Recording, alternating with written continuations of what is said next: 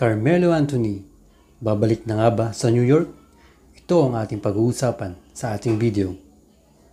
Pero bago ang lahat, huwag natin kalimutang mag-subscribe, like, and comment and share ito sa ating channel.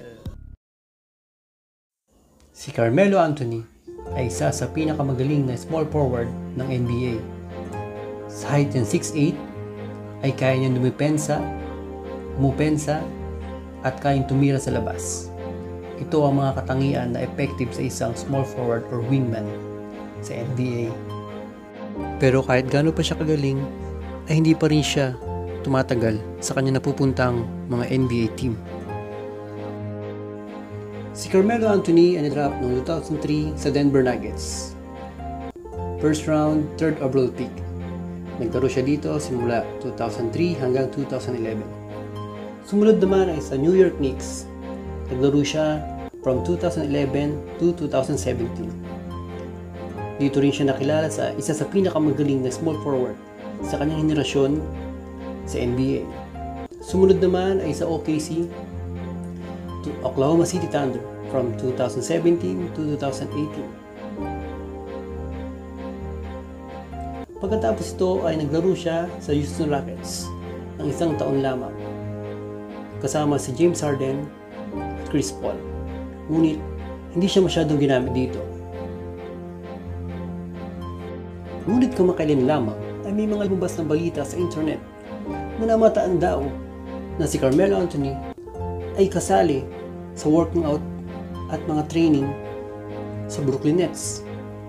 Kinumpirma din ito ng mga ibang site na nagkasabing si Carmelo Anthony ay naimbitahan nga at kasalukuyang nag-training kasama sa Brooklyn Nets.